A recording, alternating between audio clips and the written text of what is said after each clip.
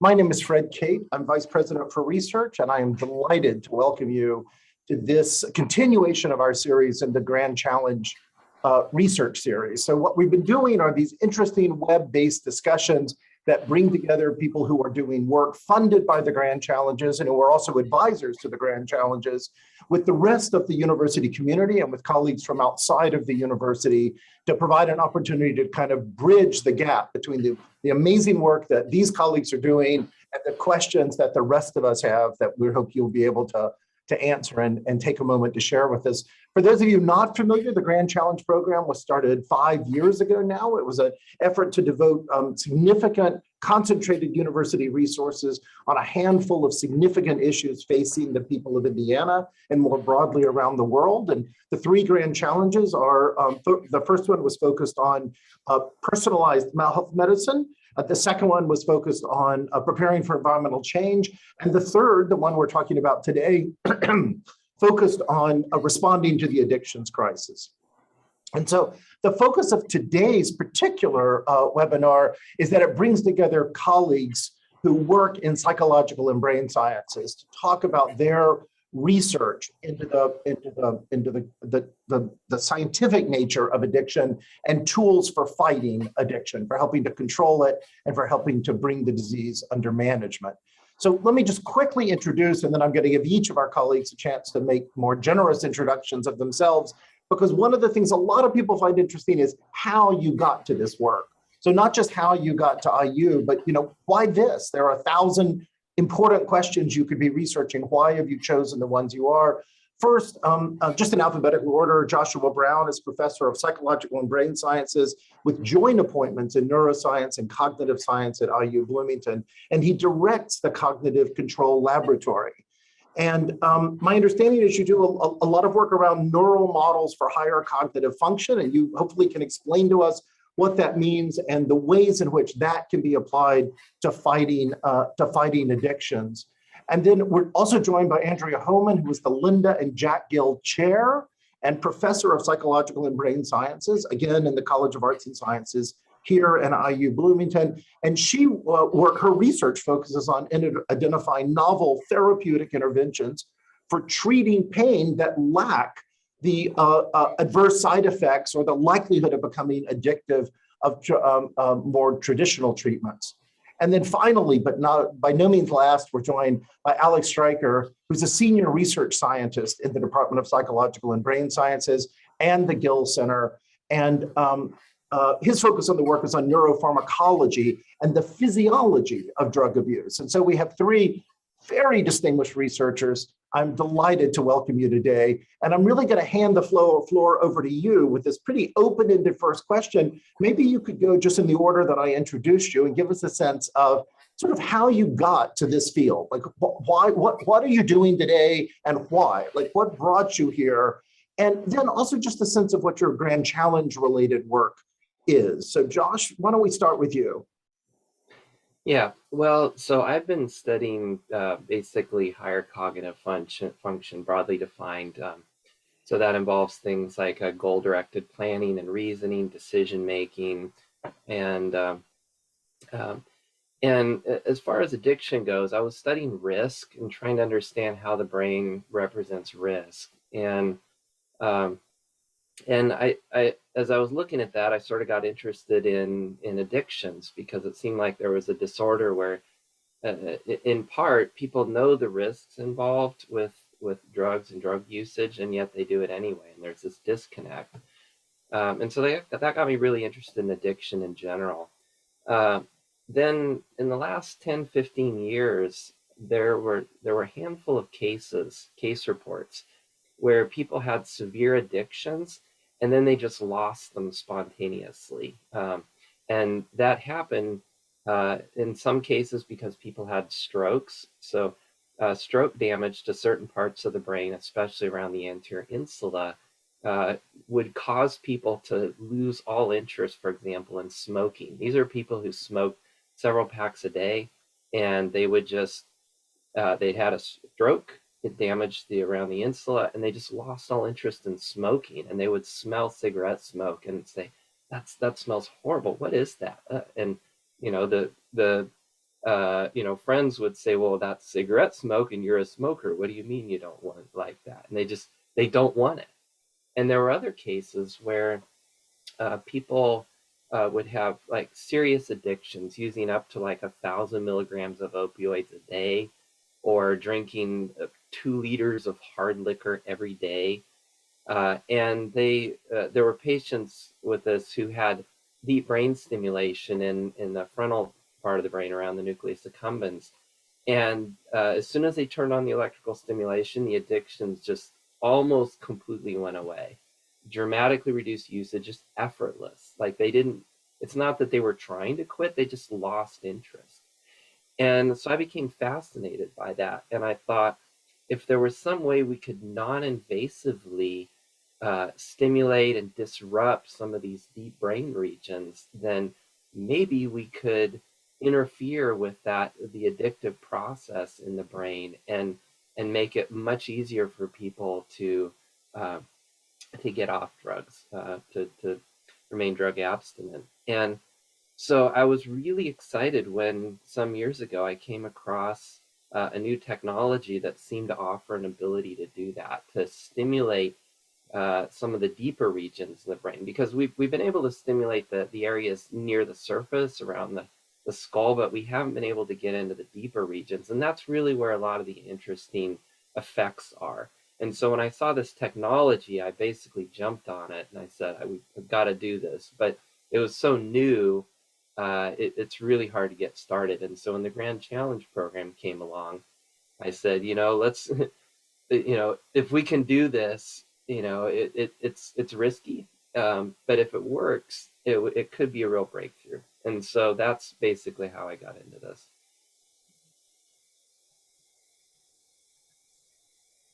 I think you're muted, Fred. Yeah, sorry about that. Technology really flummoxed me. It's a good thing I don't do technology work. Andrea. Yes. Well, as you mentioned earlier, my research came about by trying to find better treatments for pain that didn't have abuse liability, that didn't have unwanted side effects. And it actually started by looking at something called opioid sparing effects, where we hypothesized that we could combine an opioid with a treatment that didn't have the same unwanted side effects of an opioid and get better analgesia. And therefore, just by producing a synergy and producing a better analgesic profile, we would be able to reduce the unwanted side effects of the opioids. But when we started with a compound that had been developed by Eli Lilly, LY 2828360, and in our studies, something really phenomenal we observed is we found that opioid tolerance actually did not, which is a phenomenon where repeated administration of the opioid becomes less effective over time, that opioid tolerance actually failed to develop. And that set us on a path looking at other unwanted side effects of opioids. And fortunately, with the support of the Addictions Grand Challenge grant, we've been able to show that this treatment that had been found to be a failed for efficacy in osteoarthritis pain, but shown to be safe in people, was actually in our animal models effective in blocking things like opioid reward, and even things that lead to opioid overdose death, such as opioid-induced respiratory depression that my colleague Alex Stryker will be talking about more in the next interview. And so that has led us to develop other novel animal models, not just to interpret what we think the animal thinks is addictive, but to test animals in tasks known as like drug self-administration tasks, where we can train an animal to press a lever to self-medicate with a compound that is potentially reducing their pain, and also see how things like a chronic pain state or neuropathic pain due to nerve injury, how that has in our animal models actually altered the sensitivity or promoted drug-seeking behavior or opioid-seeking behavior in our animal models. So that has also been an exciting direction that has come out of the Addictions Grand Challenge research, because we could look at risk factors where we could take animals that were in a surgically induced neuropathic pain state, or sham operated animals or naive animals. And because opioids are reinforcing, they would all press a lever to self-administer the same amount of an opioid. But once we remove the opioids, it was the animals that had that history of the neuropathic pain that showed enhanced morphine-seeking behavior when the drug was no longer available. And that, I think, ties into us being able to monitor the animal's motivation for seeking an opioid and whether our treatments might be effective in suppressing that while still suppressing pain. Okay, sounds amazing. I have many follow-up questions, but Alex, let's get you in this conversation too, and tell us about yourself and your work. Sure. Yeah. No, I've been working almost 25 years now in what I would say is neuropharmacology, with an emphasis on drugs of abuse. So most of our work has been in the cannabinoid or cannabis-related space. But what we and I should emphasize, this is I'm part of like a two-person collaboration. So Mike Van Uwenze in chemistry is a big part of this collaboration. I can talk about that a bit more, but basically what brought us into this was the observation that, you know, that there's been three waves in the opiate crisis. They started with pharmaceuticals, what people were dying from. Then when people started to clamp down on that, there was a shift to heroin fairly rapidly. And not long after that, and this is when we got into this, it was very clear signs that there was a shift to synthetic opiates. And so we had some experience with synthetic cannabinoids. And so the idea was that, and this is borne out, it sort of turned out to be very much of an issue. At this point, I think the projections are that we'll exceed over 100,000 people dying from opiate overdose, from drug overdose, and the overwhelming majority of those are from opiates, and particularly synthetic opiates. And so our thinking was that from reports from sort of early cities that were hit by synthetic opiates is that we have one treatment. It's naloxone. It's a very good drug for prescription opiates and for heroin, but it seemed to be struggling against what I would call as fentanyl class synthetic opiates. And so there were reports of police finding corpses essentially with multiple expended ampules, needing to have people on an IV of naloxone, wearing off, etc. So the thinking is that these are very, very potent compounds. They bind very tightly to the receptor. And so we had been working on a different strategy for blocking a receptor. So every receptor has a main activation site, but receptors of this class also tend to have a secondary site that you can use to basically do an end run around that. So that's what our focus was. And so we got together with Mike Van Uwenze in chemistry to do basically develop a drug development project to try and come up with an alternative to naloxone, perhaps an adjunct, but also a drug of this nature would actually promise to really should not have withdrawal symptoms. And so a drug that is a blocker that doesn't have withdrawal symptoms would also be very valuable. So I think that would be very beneficial to pursue that kind of, that's what we've been working on. So again, fascinating. So let me just ask some really basic questions. And I'm sorry for the three of you, this is going to be boring, but for somebody else watching, they're going to be saying thank you for asking these questions. So in other words, just say a little bit about the brain chemistry of how addiction works. Well, of course, addiction is a much more complicated phenomenon, but if I'm going to reduce it to like a simple classical view, is that everything that's addictive or rewarding leads to dopamine release, the neurochemical dopamine to be released in a brain reward pathway. And that terminates in the nucleus accumbens.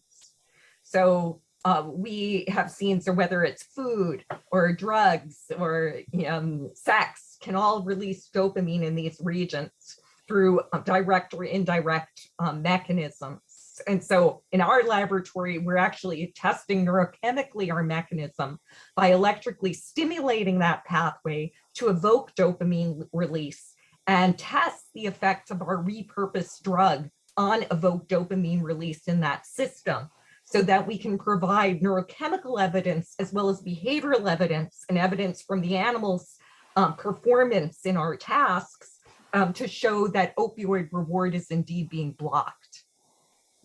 And then part of the challenge, as I understand it, of dealing with addictions, with any addiction, but is that it takes more and more of the, if you will, the stimulating event, behavior, drug, whatever it is, to get the same feeling. Is that because you become more used to the dopamine, or because you need more? I mean, what is going on in the brain that explains that? Well, there's the phenomenon of tolerance, and that can involve regulatory changes in receptors, and that you might need more of the drug to produce the same effect. But of course, we know that addiction can be very reactive to cues in the environment. And so that is why certain cues that then are associated with drug use can then lead to promoting drug-seeking behavior or maintaining drug-seeking behavior.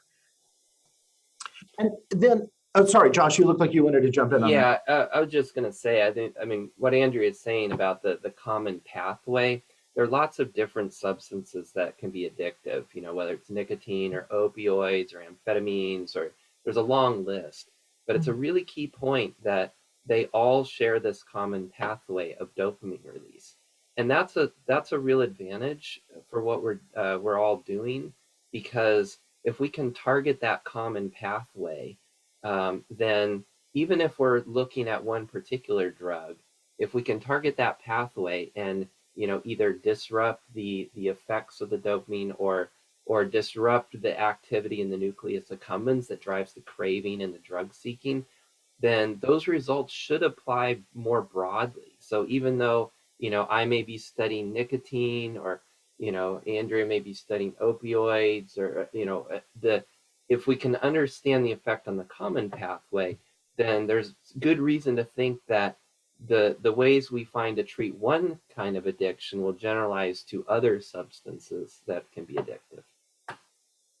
And then I have heard in many discussions reference to the fact that some people may be more predisposed to be addictive. That you know, a high school football player, that one who suffers an injury and is treated with an addictive drug may have no craving for it thereafter, and another one treated with exactly the same amount may develop a lifelong craving for that.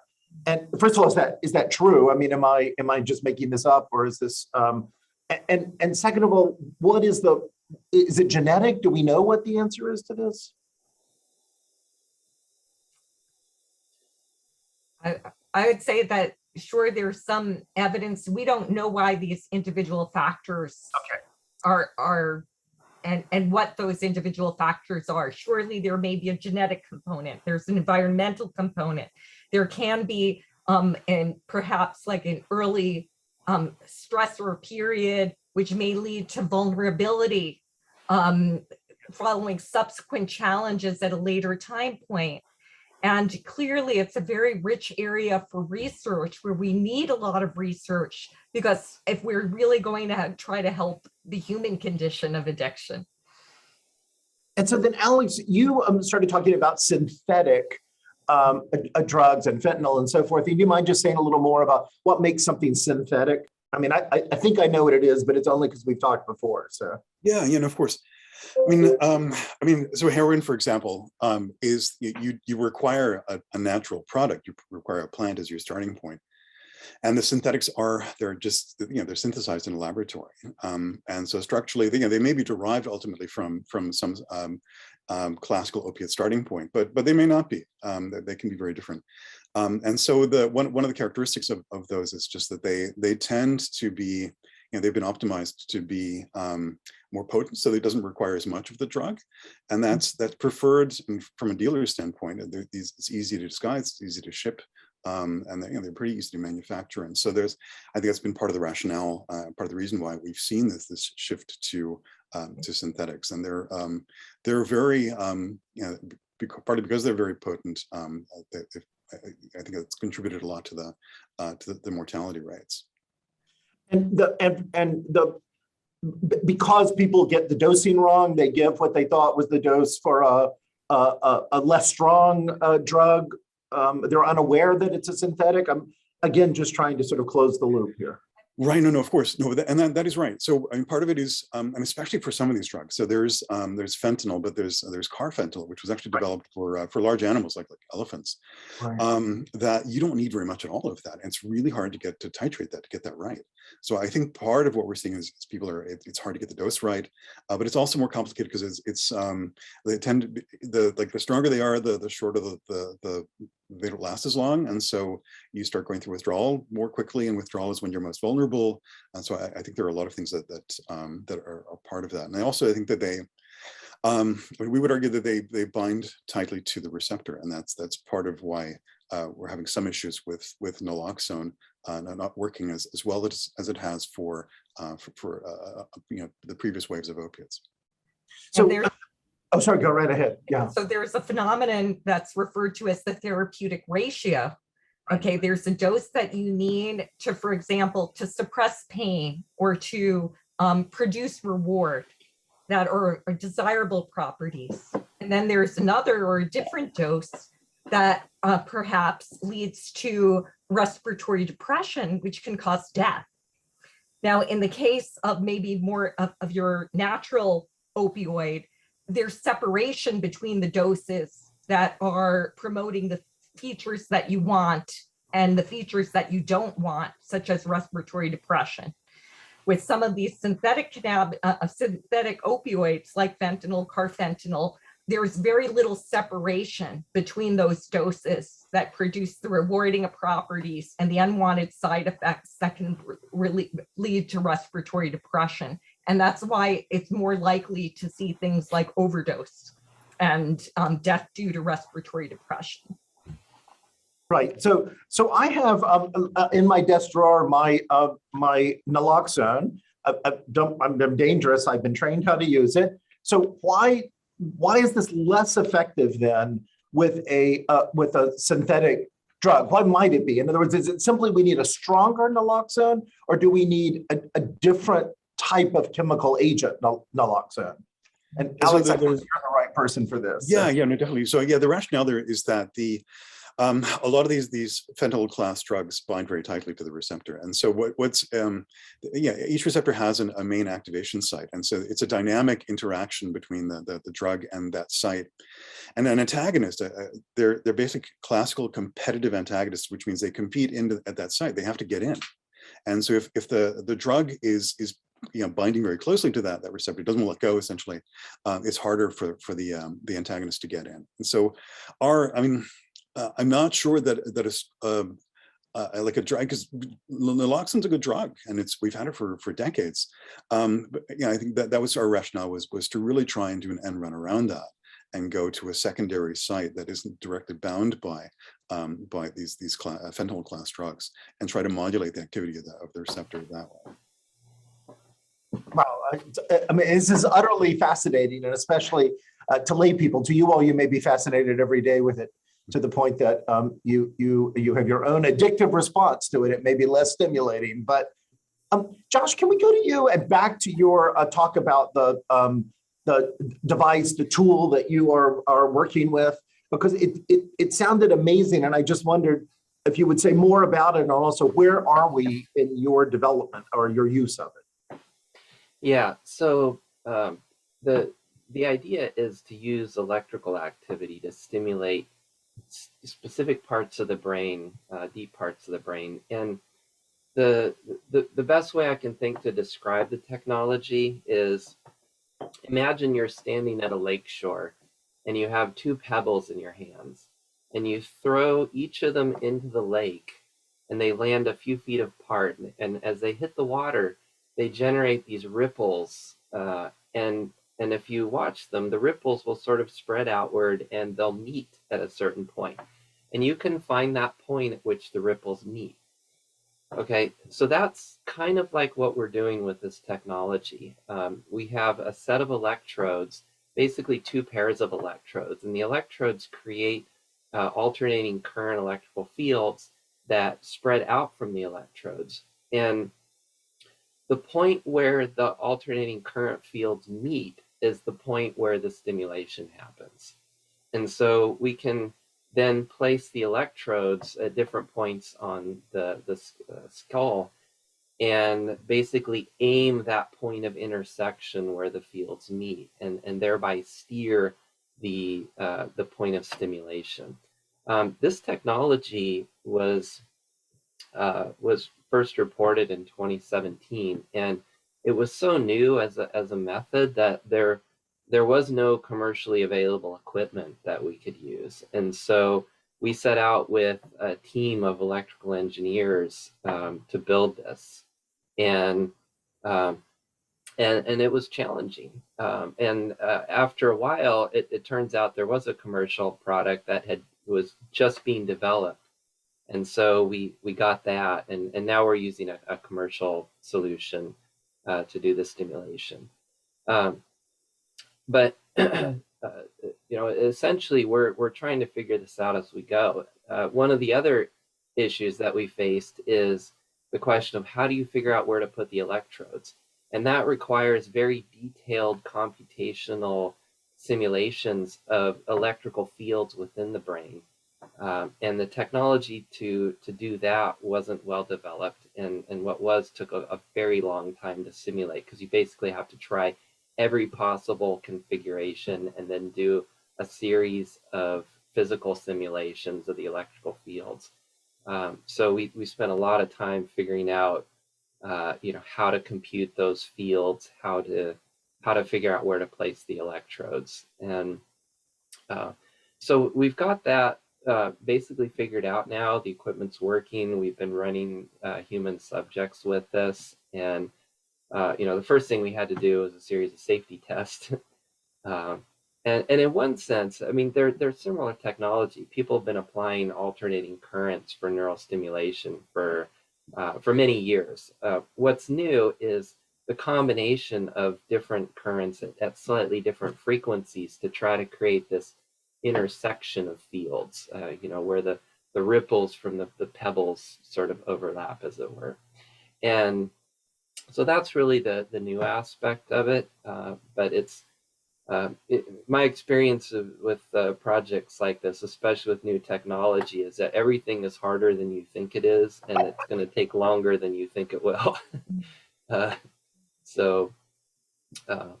But we've been able to combine that with some other tech that we developed. We have a way to deliver. We have a vape device that's compatible with the MR scanner.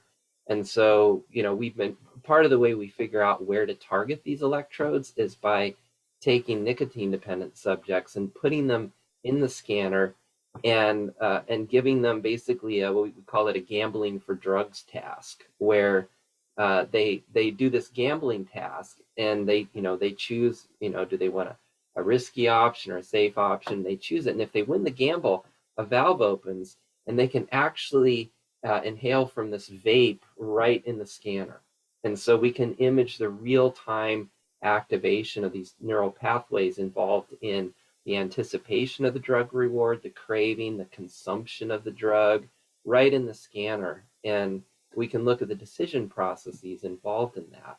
And so that even before we got to the neurostimulation, we spent a lot of time really looking at the real-time neural pathways involved in this case, vaping. But again, as I said earlier, if you understand that common pathway, you can apply that to other drugs. But we now have what I think are some pretty interesting results from this sort of real-time drug use in the scanner.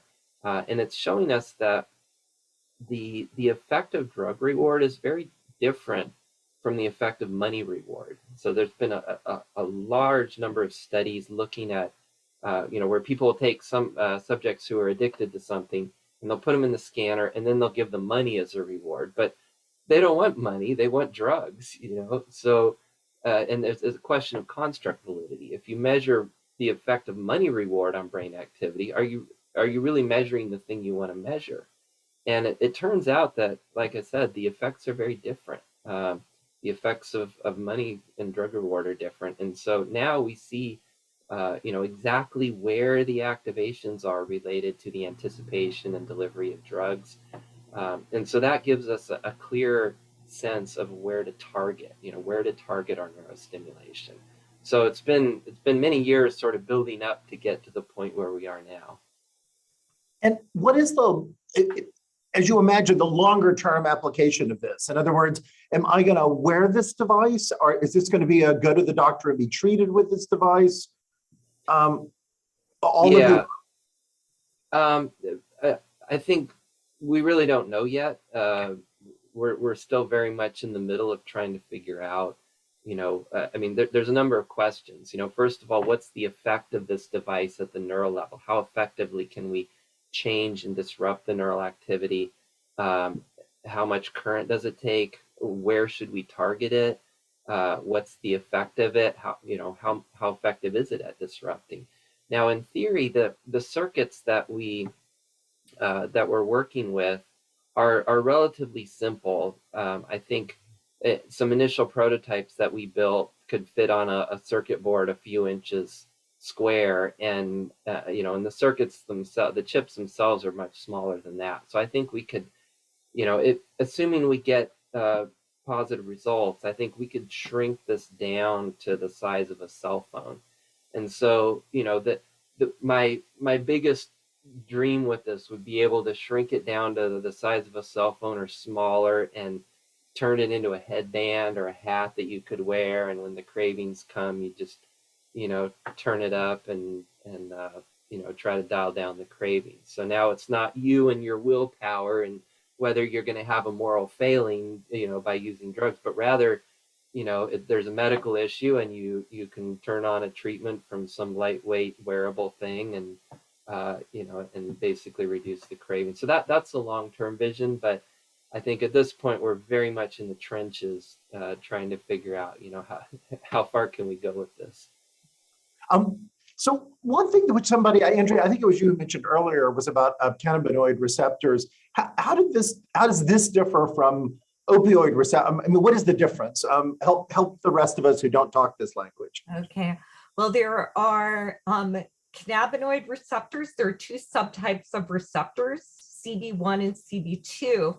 And so the CB1 receptor is the receptor where delta 9 THC, the active ingredient in marijuana, acts.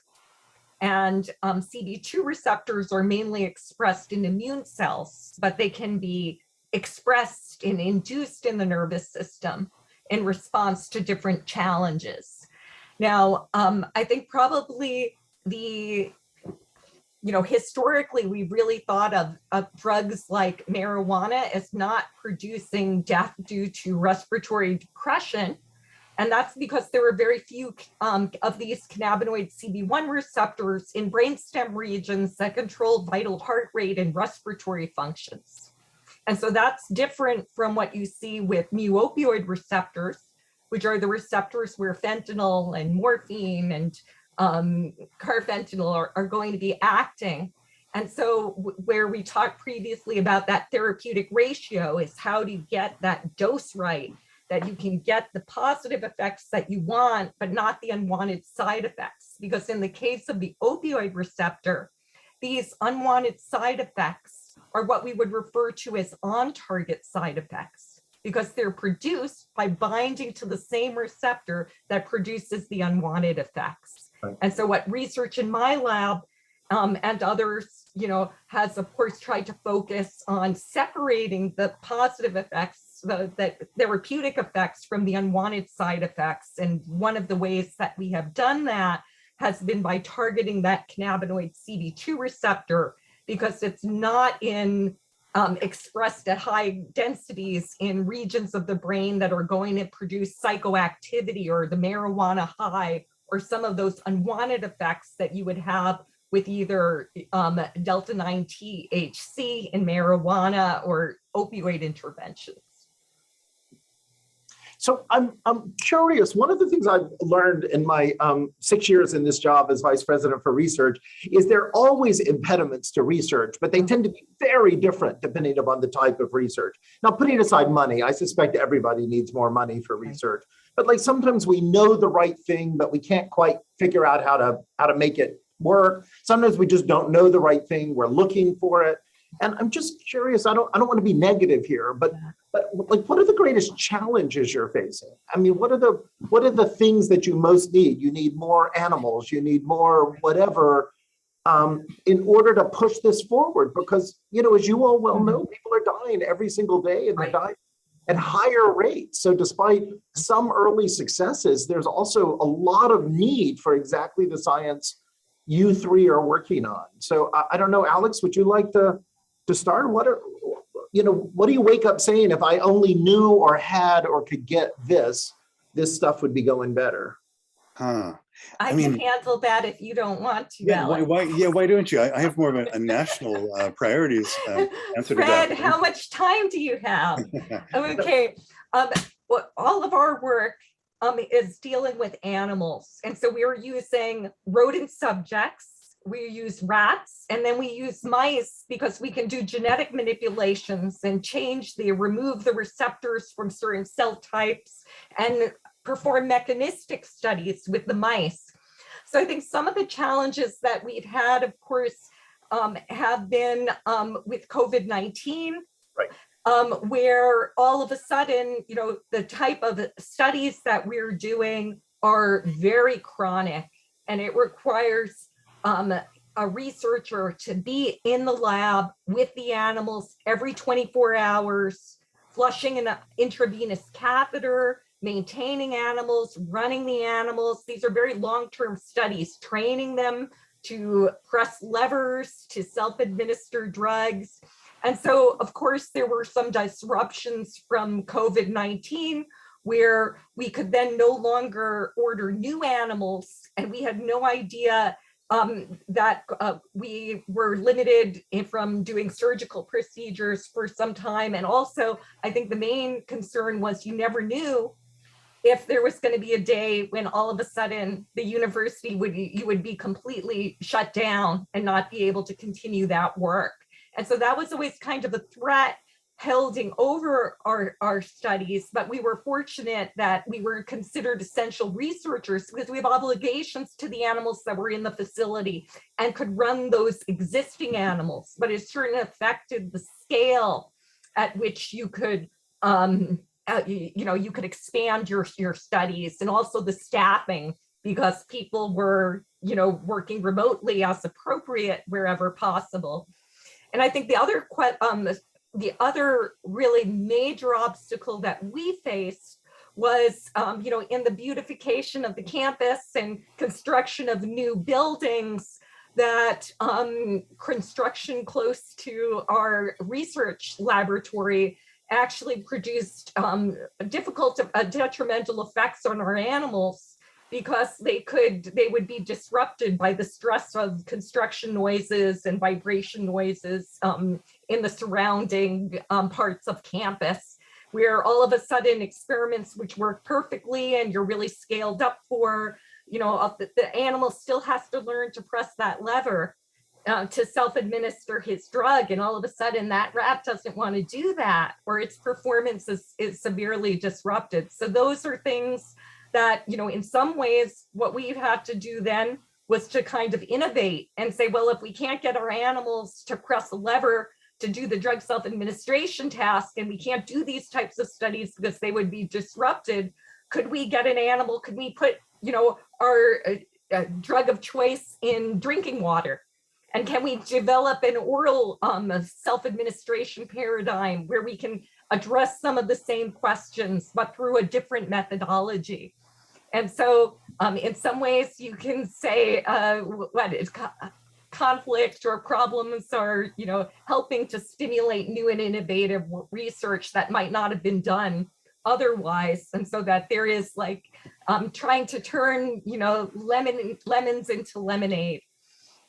So first of all, let me say, I appreciate those. And on the first one, I want to say, I think we all, in this instance, this is not a political comment, but owe a debt of gratitude to Governor Holcomb, because it was Governor Holcomb who really singularly among the nation's governors said, not only would essential research continue, but we will leave it up to the universities to say what is essential research. And so we were indeed fortunate, both because there were dedicated researchers and research staff, and because the government left us the freedom to continue that. On the other issues, those are of course acute issues, and hopefully we will avoid repeating them, even if they led to some innovation. We would rather not cause opportunities for innovation like that. But on sort of the bigger picture, in other words, if we got, we're still dealing with COVID, that's not here. Hopefully construction, we're going to largely get in hand. What is it that's needed? Is it just more time? We just need to carry out this research over more time? Or are there other things that would, it sounds like you all are all working on things that could have a demonstrable, practical effect. And I'm figuring out what's needed between here and there.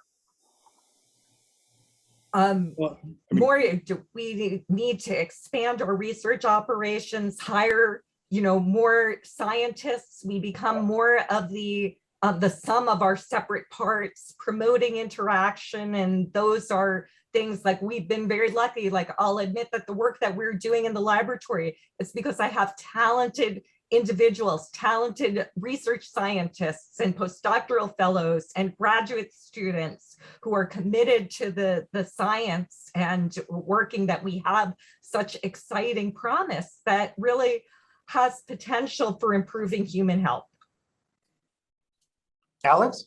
Yeah, I think at a national level, there's something we could do that would make a huge impact, I think, fairly rapidly. That's to take a good hard look at why there's such a much higher mortality rate as a percentage of the population in the US as opposed to, let's say, Europe.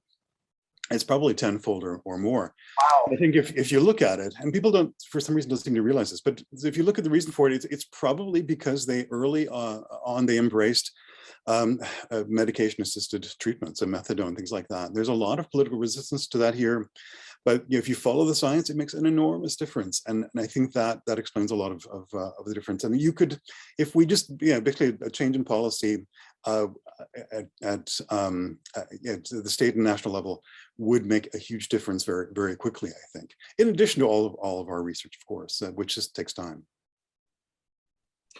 It is striking to me. I'm reminded all the time that there still are large portions of the country that don't think of addiction as a medical condition. They think of it as a behavioral condition.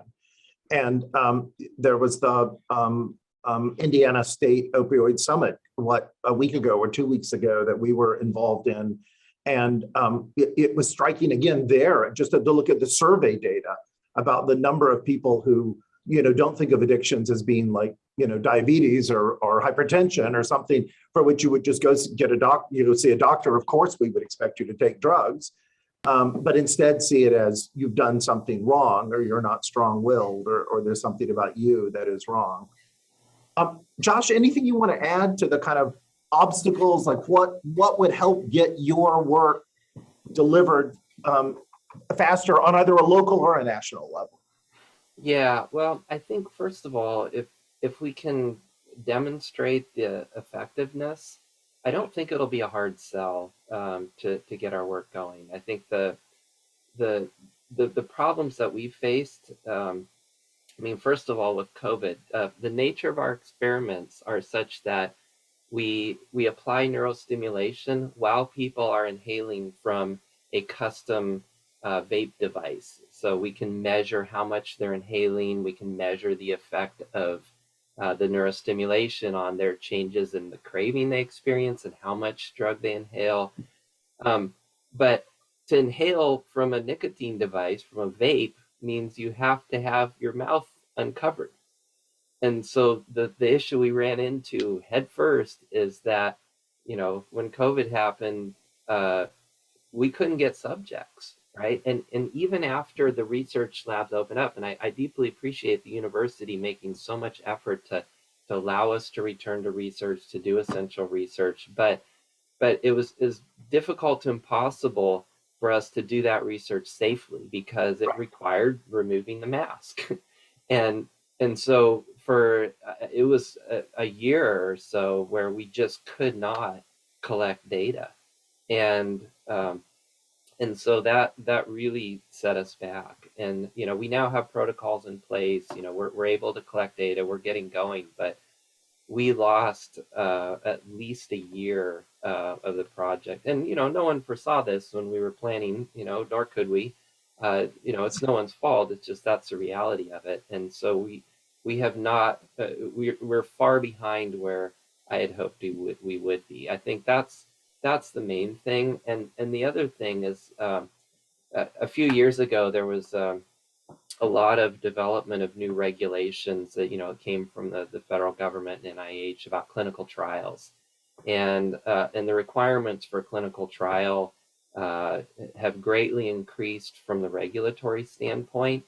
And so I've done many full board human subject studies, but the amount of regulatory effort required far exceeded anything that I imagined or have experienced with previous full board studies.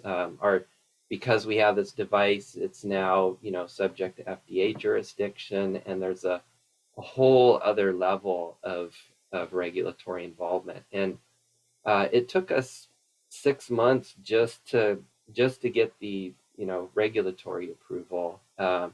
And so that set us back quite a bit of time, in addition to the COVID delays. And I deeply appreciate the IRB and the Human Subjects Office staff. They've been really helpful helping us navigate this, figure things out. So I deeply appreciate that.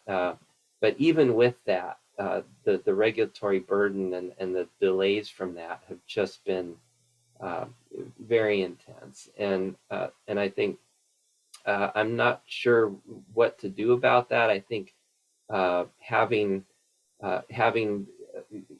we could probably use even more help with navigating all this. So I think helping investigators who want to do a clinical trial are going to face this, and I think having even more help to navigate that and move things forward would be really useful. So at this point, we're now playing catch up.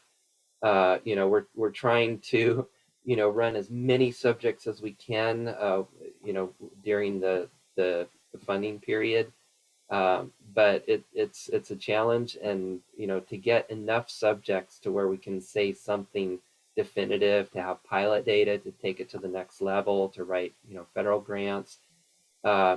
It's a real challenge at this point, given the delays we faced. All right, and yeah, go right ahead. Sorry. Yeah, I would actually add one other thing that just occurred to me. So, I mean, one thing that's been really wonderful about this opportunity has been the chance to collaborate with Mike Van Nieuwenzee in chemistry. So we have what I think is the only neuroscience related collaboration going with chemistry, which is kind of a pity. So I think it's challenging to find chemists to work with, because they often have their own priorities. Yeah, having someone on board the chemistry department or some sort of a core facility or whatever to really kind of facilitate these kinds of collaborations. We have tons of ideas, some of which have been an outgrowth of this project, but it has been difficult to basically say, well, how would I do this? How would we develop new drugs? Who would we go to? That's been actually a real obstacle, and so there's an opportunity for some innovation there. Okay, and good. That's useful. I mean, there are things we can do better and do more of, and I appreciate you flagging them. We have a bunch of questions coming in, and I just want to turn to some of them. We're going to try to get to all of them. Lisa, do you want to do these, or I can do them, whichever you like. Lisa Fukuda, by the way, is the operations manager for all of the Addictions Grand Challenge, and we're delighted to be joined by her today. I certainly will defer to you, Fred, but I'm happy to field. You go right ahead. Okay, well, the first one that came in from a colleague who is a sociologist by degree and has past experience at a private non-for-profit behavioral science research institute with primary focus on substance abuse, HIV and AIDS, and related social problems. And he's asking, do you envision at some point integrating other social behavioral science perspectives into your research? For example, he's thinking about the typical subject matter of sociologists and anthropologists, such as culture, social networks, etc. Dr. Brown, do you want to start with this one? Yeah, I mean, first of all, this is probably a bit of field of my expertise, but I think certainly there's a larger set of cultural issues, and I think just as looking over some of the other cues in the chat, I think as long as we treat addiction as a behavioral issue, as a moral failing, I think it's very hard because, we found, for example, in our brain imaging research that we can predict with fairly high accuracy who's going to be successful in drug treatment and who's not going to be, just by measuring the activity of the amygdala. So we give people a gambling task, and when they lose the gamble, they fail. People have elevated amygdala activity. And when that activity gets really, in people who have really strong activation, they are much more likely to fail drug treatment.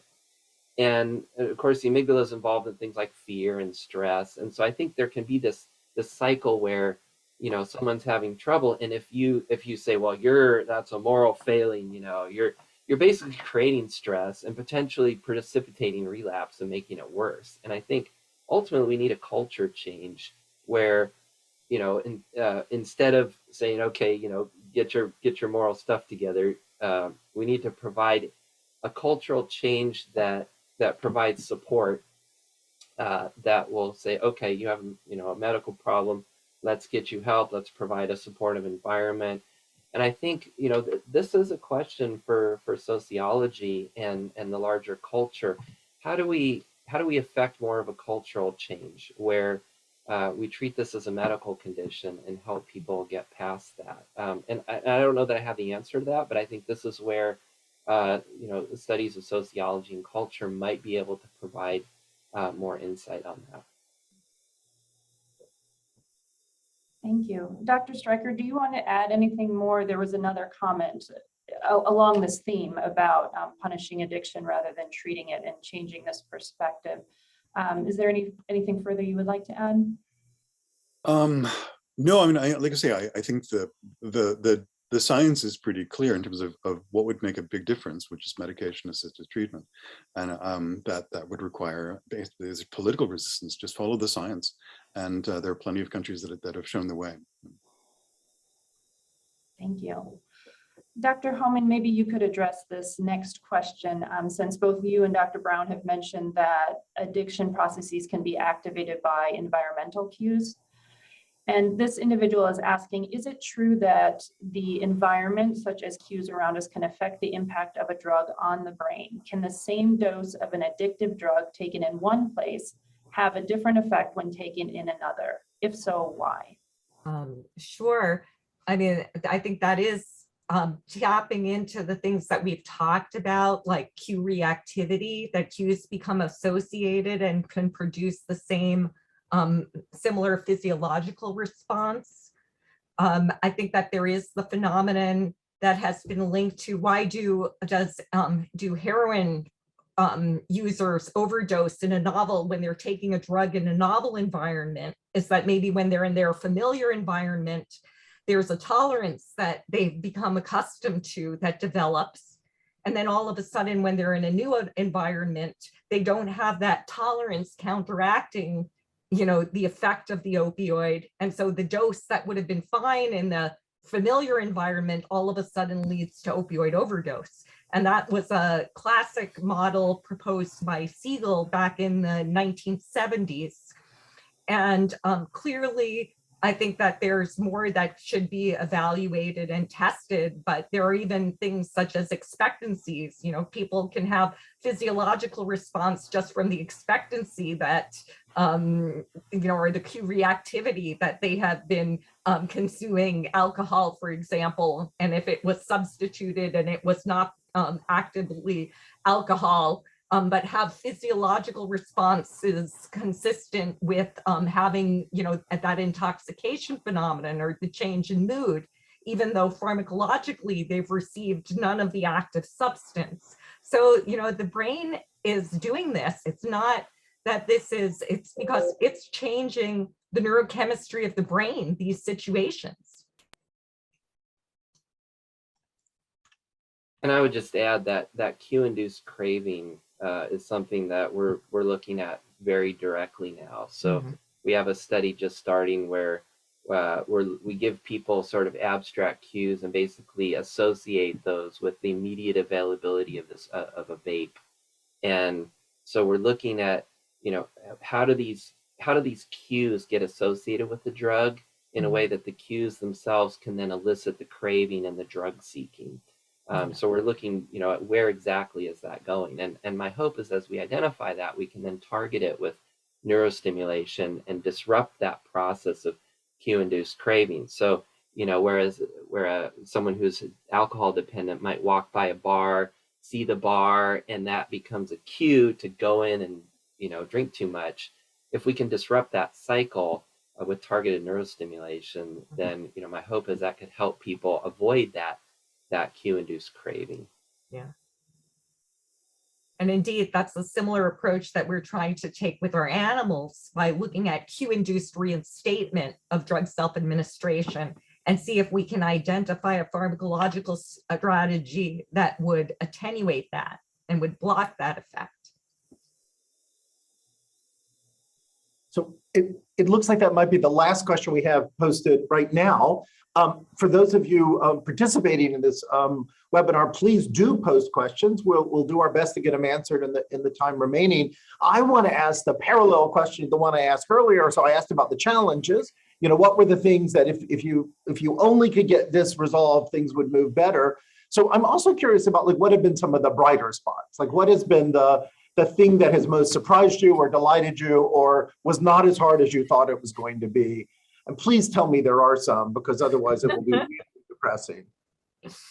I mean, I certainly have really enjoyed the collaboration with my chemistry colleague, and like I said, that's been very exciting, and I think it's going to give rise to other collaborations down the road. I think it's that's been really a good thing. And how did the two of you find each other?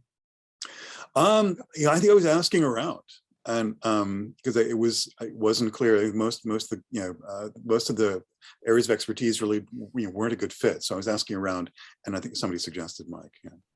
That's great. I mean, it's, not all research has to be crossing a departmental or a school boundary. However, it's astonishing how much value there is when it does happen. But it's also clear it really seems to happen organically. Like there's no amount of forced marriages that ever work. They've got to come about because the researchers see the value to each other. And so it's one of the things we're always thinking about how do we run that introduction service without, crossing over into the line of trying to, force relationships that may not be productive. So Andrea and Josh, any bright spots, happiness?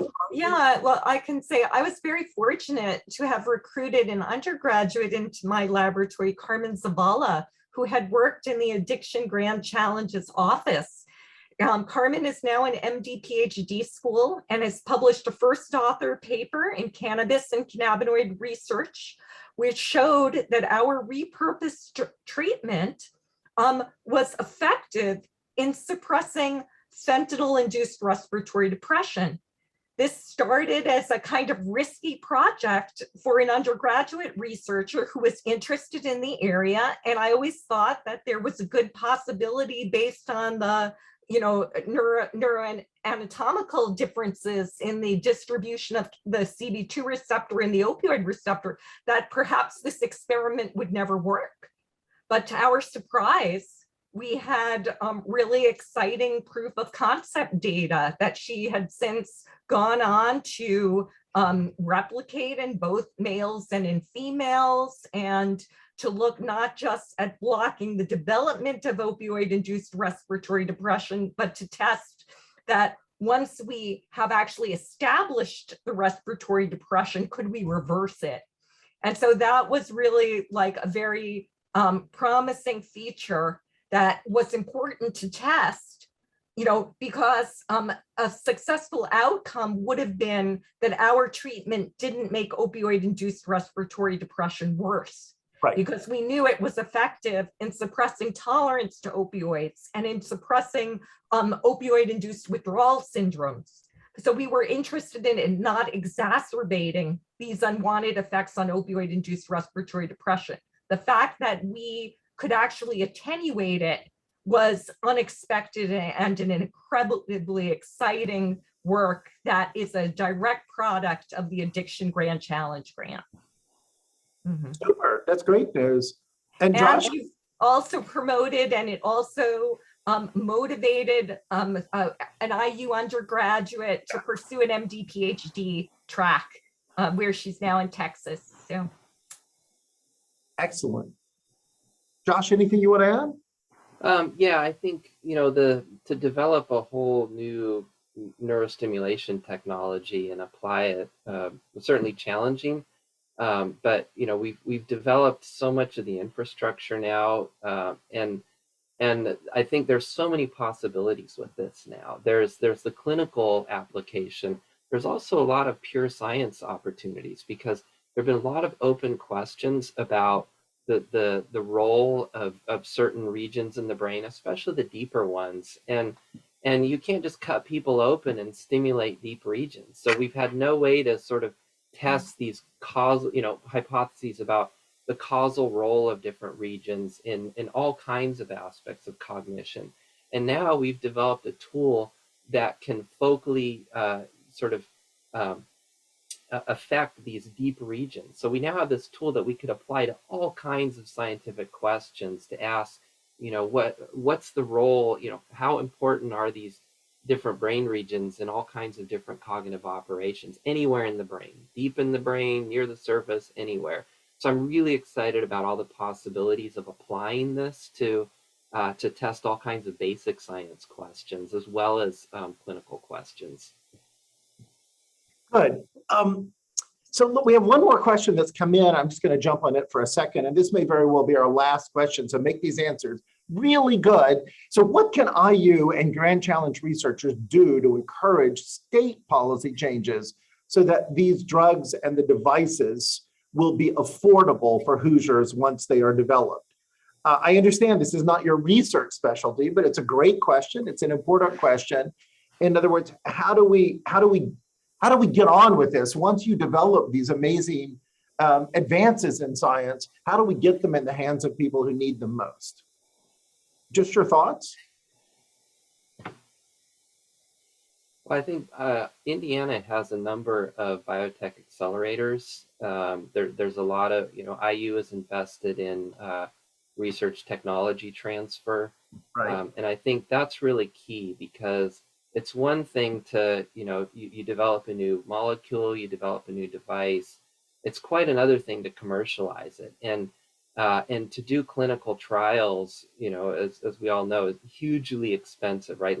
Phase 3 clinical trials, large scale trials, it requires a partnership with the business community, pharmaceutical companies. It requires that. And so I think for IU in the state to facilitate that, I think that could go a good ways.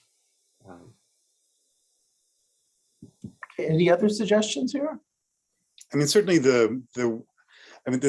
we could have a separate webinar just on the issues with the way our drugs are developed and ultimately marketed.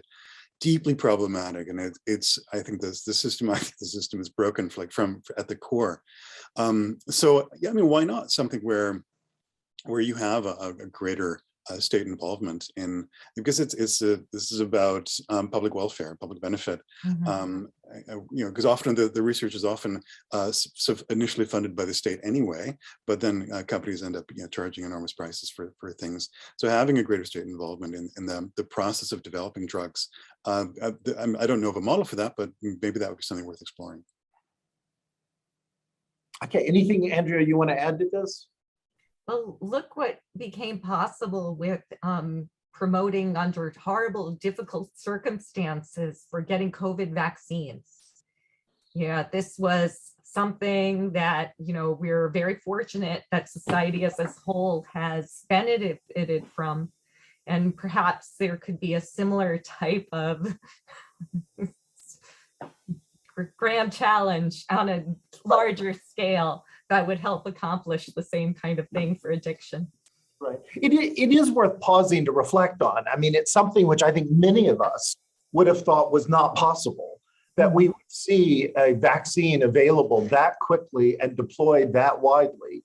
And it took a huge push by, of course, government and industry and universities and lots of partners working together, in many cases across national borders. And it took regulators moving faster than they're used to moving, which is another challenge here.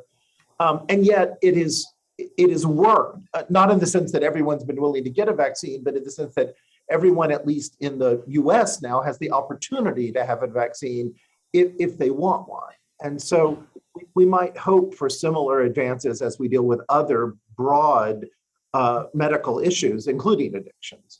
So let me say, first of all, thank you very much to the people who organized today, to April Toller and Lisa Fukuda. We're very grateful to you. Let me say especially how grateful we are to our three panelists today, for not just appearing today, for which I am grateful, but for the work you do, for the teams you lead, for the amazing hope that you create. I mean, that you not only envision it, but then you pursue it. And we are so very grateful to that. And finally, thank you very much to everyone who's joined us today for this continuation of our seminar series, looking at some of the exciting research being done as part of the Grand Challenges program.